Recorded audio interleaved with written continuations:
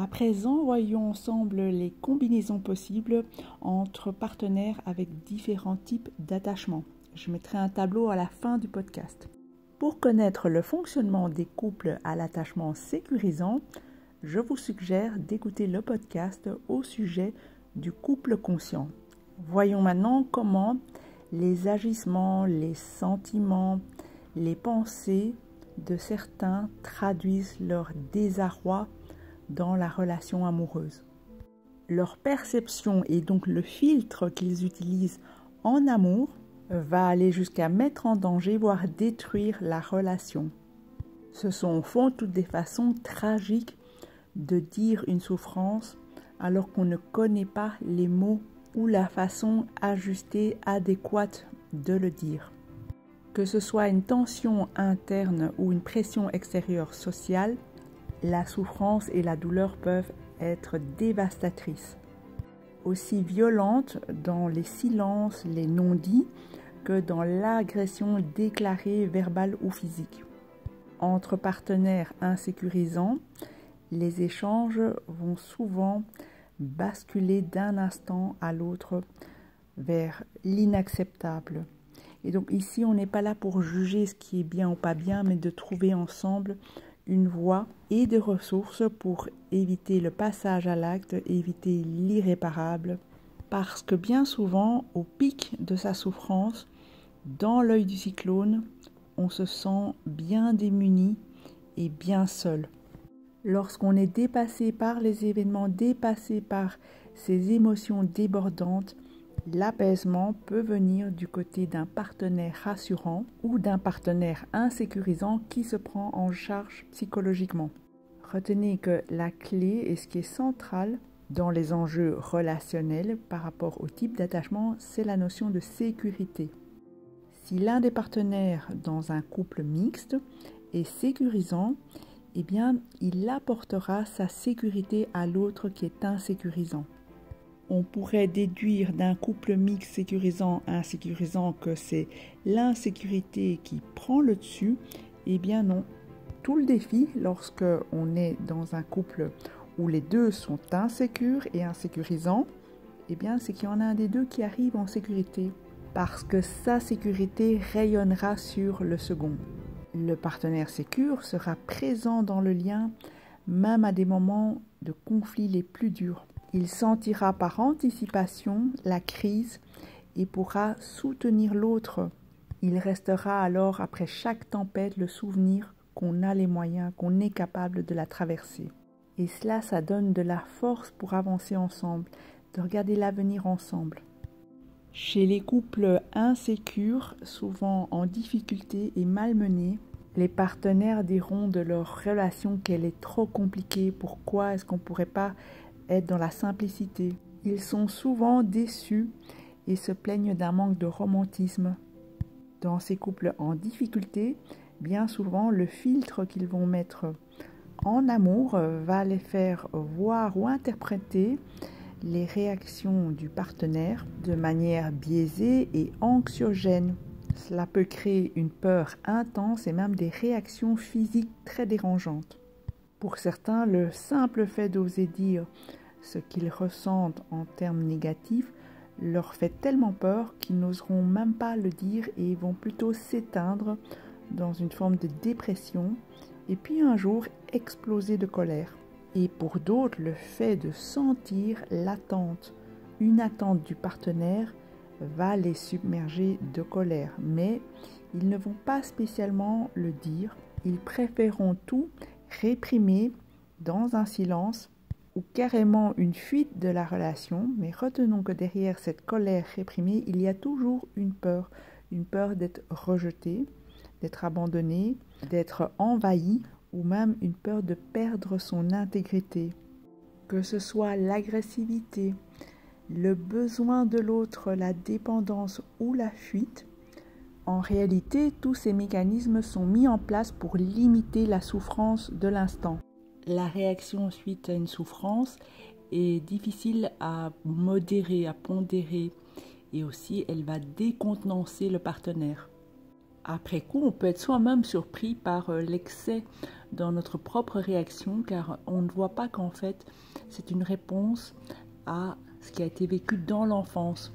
Dans l'incompréhension de cet événement et du transfert qu'on est en train d'opérer sur l'autre, on peut se sentir perdu, se sentant incompétent dans le contrôle de ses émotions.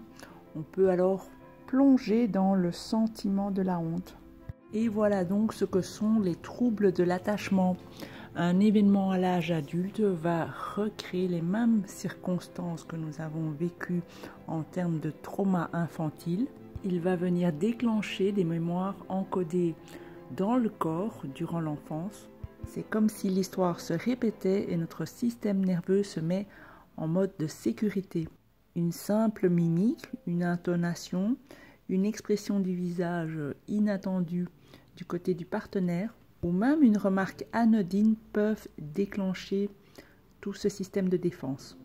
À nouveau, le système nerveux va s'activer comme par le passé et créer les mêmes symptômes physiques et psychologiques. Ensuite, avec la répétition, le souvenir traumatique va se consolider comme une réponse automatique. Et voilà pourquoi il est si difficile de sortir de situations douloureuses dans un couple où les deux partenaires ont un type d'attachement insécurisant. Ce sera moins le cas lorsque l'un des deux partenaires aura un type sécurisant, car il pourra apaiser la situation. Chez les couples où les deux partenaires sont insécures, la détresse est telle que le conflit peut être récurrent, intense, voire même violent.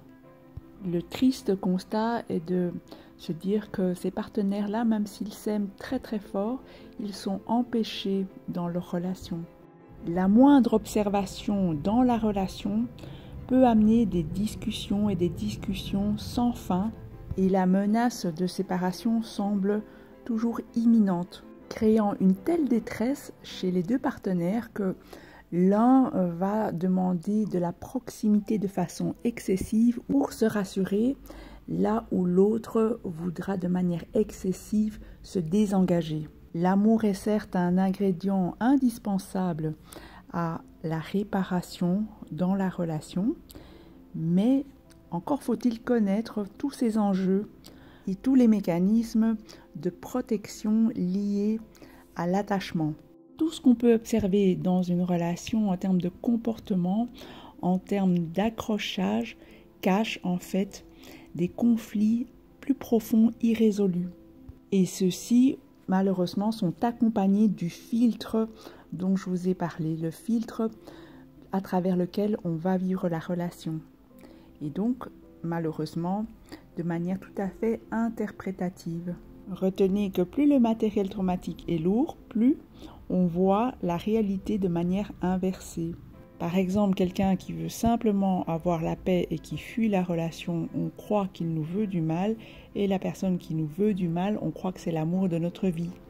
De ce fait, plus on se libère de ces traumas, plus on voit les choses de façon juste. Et donc le passé traumatique, malheureusement, n'offre pas le havre de paix auquel on aspire en couple, mais au contraire, il crée encore plus de tensions et de conflits.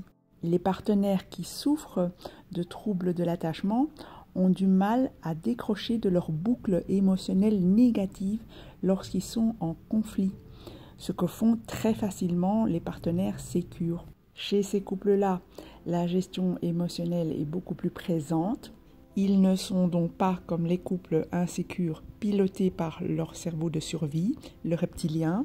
Ils peuvent donc continuer à réfléchir et agir depuis le cerveau le plus récent, le cortex préfrontal, ce qui est beaucoup plus confus pour les personnes à l'attachement insécure. L'histoire se répète et tout comme durant leur enfance, l'être qui est censé les aimer est en train de les affoler. Mais ici, la personne devenue adulte a du mal à discerner le fait qu'elle est en train de rejouer une partie de son histoire et qu'il y a donc un décalage entre ses réactions vis-à-vis de son partenaire en tant qu'adulte et la réalité des faits. Et donc lorsqu'une réaction est si intense, si excessive, disproportionnée et prolongée dans le temps, on peut aisément envisager qu'en fait elle parle d'un trauma irrésolu et qu'on va en fait l'adresser sur l'extérieur à son partenaire en total décalage avec l'événement actuel. Et lorsque cela devient récurrent et qu'on n'a pas d'outils pour pouvoir le lire de façon adéquate, eh bien on se retraumatise à nouveau. Et à force de s'embourber et sans trouver de ressources pour pouvoir amorcer une thérapie, il se peut alors que le système nerveux s'effondre complètement et laisser la personne dans un cycle de ressentiment et de rumination et de désillusion. Certains, après une séparation, ne voudront plus croire en l'amour. Ici, j'invite à ne pas abandonner ce rêve, mais tout simplement de concevoir qu'en fait la relation salvatrice n'est possible qu'avec un partenaire sécure. Si vous êtes dans un couple où les deux sont insécures, je ne peux que vous inviter à aller vers la sécurité pour devenir ce partenaire rassurant. Si l'un des deux partenaires est un peu plus sécurisant que l'autre, cela apportera déjà un apaisement. Pour aller plus loin dans le sujet et acquérir une sécurité intérieure, eh bien, je vous propose un atelier en ligne qui se tiendra les 7 et 8 octobre. Et donc, si vous n'avez plus envie de vivre indéfiniment les mêmes schémas répétitifs en relation, n'hésitez pas à me rejoindre en m'écrivant sur filhorizon@gmail.com.